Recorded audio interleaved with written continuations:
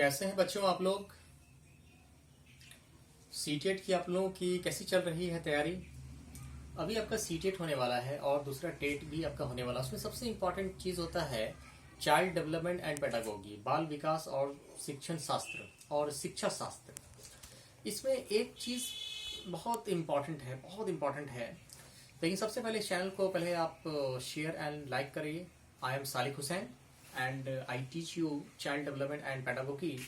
और उसका एक इम्पॉर्टेंट टॉपिक है असेसमेंट एंड इवोल्यूशन स्टडी, क्योंकि इसमें जो हिंदी जानने वाले बच्चे हैं वो भी जान लें। इसका मतलब होता है आकलन और मूल्यांकन।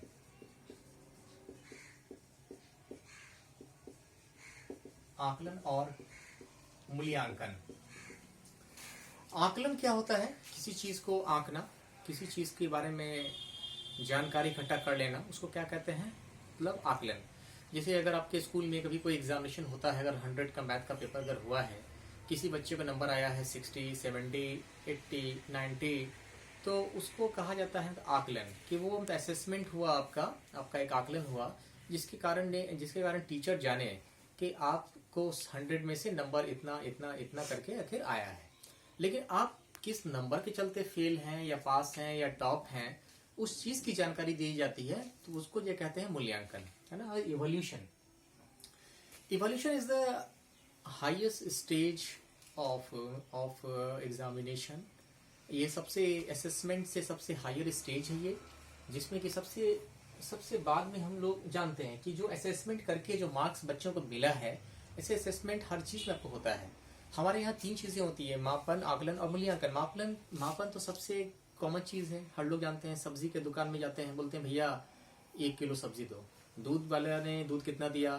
कपड़ा लिए तो दुकान में गए तो भैया मुझे इतना मीटर कपड़ा चाहिए। तो हर जगह मापन का इस्तेमाल होता है। आकलन कि अब आपको जो चीज दिया जा रहा है वो चीज कैसी है, या आपने अगर 100, या हम अगर एजुकेशन सिस्टम की बात करें तो टीचर बच्चों के बारे में जानने के लिए एक टेस्ट जो है लिया करते हैं। तो बच्चों का वहां पर क्या करते हैं?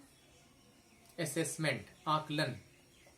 आकलन के बाद जो उनको इंस्ट्रक्शन मिला रहता है कि हमें फर्स्ट डिवीजन या टॉप इसको करना है, यहाँ से यहाँ तक फर्स्ट होगा, यहाँ से यहाँ तक सेकंड होगा, यहाँ से यहाँ तक थर्ड होगा, तो उसको कहते हैं मूल्यांकन, इवोल्यूशन।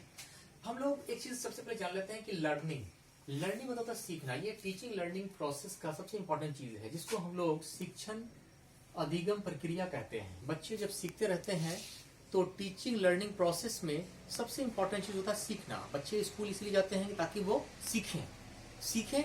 तो सिर्फ सीखना ही तो नहीं है, आपने क्या सीखा, कैसे सीखा और सीखने की जरूरत कितनी है, तो वो 2 प्रोसेस से जाना जाता है, आकलन और मूल्यांकन। तो जब हम किसी चीज को लर्निंग करते हैं, सीखते हैं, सीखने का मकसद होता है change the behaviour of organism. सीखना वो चीज है जिससे किसी के बिहेवियर में, व्यवहार में परिवर्तन आता है। जैसे हम अगर पढ़े लिखे हैं तो हमें ये तरीका आना चाहिए कि हमें कैसे उठना है, कैसे बैठना है, कैसे खाना खाना है, कैसे लोगों से बातचीत करनी है। इसको हम लोग कहते हैं सीखना। जो आपने स्कूल में पढ़ा है तो आपको कैसा माहौल मिला है, आपने क्या सीखा है, तो इस चीज को जानने के लिए आकलन और मूल्यांकन होता है। इवोल्यूशन फॉर्म, तो ये इवोल्यूशन जो होता है ये चेंजिंग फॉर्म होता है। एजुकेशन सिस्टम ऑब्जेक्टिव होता है ये कंटिन्यूअसली इवोल्यूटेड होता है। इसलिए हमारे एजुकेशनल ऑब्जेक्टिव हमारा ये है, हमारा शैक्षणिक लक्ष्य ये है कि मूल्यांकन कंटिन्यू होता है। ऐसा नहीं है 1 क्लास पास कर गए तो फिर 2 में जाएंगे वहां मूल्यांकन होगा, 2 से 3 में जाएंगे वहां मूल्यांकन होगा, 3 से 4। ये कंटिन्यूअसली मूल्यांकन हर स्टेज में स्कूलों में होता रहता है। तो अब हम लोग जानेंगे methods of evolution. Method of evolution में पहला होता है नॉर्म्स रेफरेंस इवोल्यूशन। जो बच्चे हिंदी मीडियम वाले हैं वो लोग जान लीजिए, इसको बोलते हैं मानक संदर्भित मूल्यांकन। प्लीज आप लोग कॉपी पर लिख लीजिए। और सबसे पहले आप लोग लाइक एंड शेयर, इस वीडियो को आप लोग देख रहे हैं, सबसे पहले इसे लाइक एंड शेयर आप जरूर कर लें। इससे मोटिवेशन हमें भी मिलेगा और मैं आपके लिए और भी यूजफुल वीडियो आपके एग्जामिनेशन के लिए बनाता रहूंगा। मानक संदर्भित मूल्यांकन। ये एक मानक संदर्भित मूल्यांकन वो है कि किसी स्टूडेंट के परफॉर्मेंस का अगर हम लोग मूल्यांकन कर रहे हैं कि आपकी उपलब्धि क्या है, तो पहले से दिमाग में एक हाइपोथेटिकल काल्पनिक विद्यार्थियों का एक डाटा, एक एवरेज स्टूडेंट का दिमाग में मैं हम लोगों ने बना के रखा हुआ है कि हमारे बच्चों की उपलब्धि इतनी होनी चाहिए। एक अपने दिमाग में एक खाका बना के तैयार रखा है, एक हाइपोथेटिकल जिसको बोलते हैं परिकल्पना, वो बना करके रखा है कि बच्चों का इस तरह का उपलब्धि होनी चाहिए। तो अगर वैसा सोच के रखा हुआ है तो वो कहेंगे नॉर्म्स रेफरेंस्ड इवोल्यूशन। ठीक है। दूसरा है क्राइटेरियन रेफरेंस्ड इवोल्यूशन, जिसको कहते हैं निकष संदर्भित मूल्यांकन। इसको आप लोग नोट कर लीजिए, निकष संदर्भित मूल्यांकन। ये प्री डिटरमाइंड लर्निंग होता है, लर्निंग स्टैंडर्ड होता है। इसमें से पहले ही सोच लिया जाता है कि हमें बच्चों को क्या सिखाना है, बच्चों को क्या सिखाना है, बच्चों का क्या उपलब्धि होनी चाहिए। इसको कहते हैं क्राइटेरियन रेफरेंस इवोल्यूशन, निकष संदर्भित मूल्यांकन। अब है वो तो हम जान गए नीड्स ऑफ इवोल्यूशन। इवोल्यूशन की आवश्यकता क्या है? इवोल्यूशन नहीं होगा तो हम लोग कैसे जानेंगे कि बच्चे क्या सीख रहे हैं। हमारा जो शैक्षणिक लक्ष्य जो हम सोच के रखे हुए हैं कि भाई बच्चों को ये हर शैक्षणिक इंस्टीट्यूट का, संस्था का एक लक्ष्य होता है कि हमें बच्चों को यहाँ इस उपलब्धि तक शिक्षण कराना है, हमें क्या बनाना है।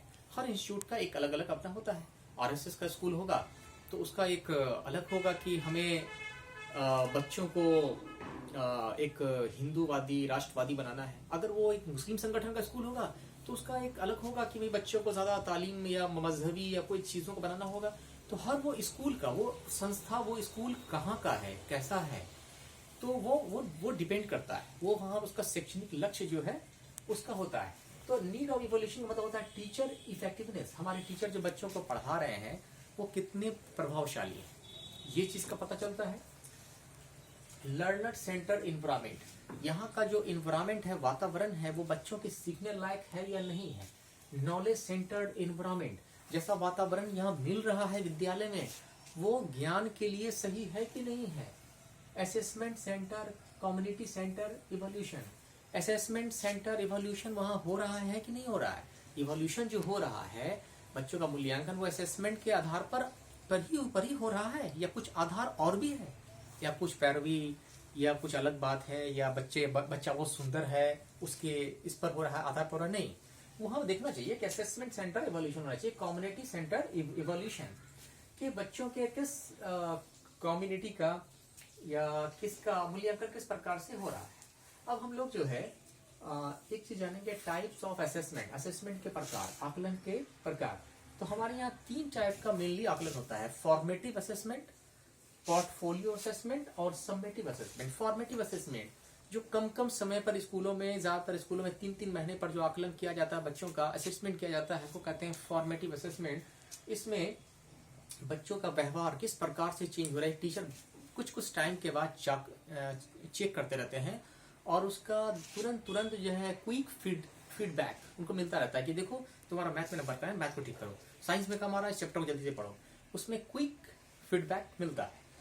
पोर्टफोलियो असेसमेंट, इसमें क्या होता है कि ये थोड़ा सा लॉन्ग पीरियड का है, ये लॉन्ग पीरियड में चलता है। इसमें एक फॉर्मल मिलता है कि भैया तुम थोड़ा 4-5 चैप्टर में कमजोर पढ़ रहे हो, उस 4-5 को देख लो या इसको देख लो, थोड़ा सा लेट से बच्चों का इसमें मिलता है। और समेटिव असेसमेंट, ये समेटिव असेसमेंट साल के लास्ट में, जो बच्चों का मूल्यांकन होता है, एक साल, जैसे हम लोग जब हिंदी स्कूल में पढ़ते थे कोई मतलब नहीं था। आजकल तो बच्चे बोलते हैं FA1, FA2, FA3, FA4 हो रहा है, SA1, SA2 हो रहा है, लेकिन उस वक्त सिर्फ एनुअल होता था। वही एनुअल को हम लोग समेटिव असेसमेंट बोलते हैं।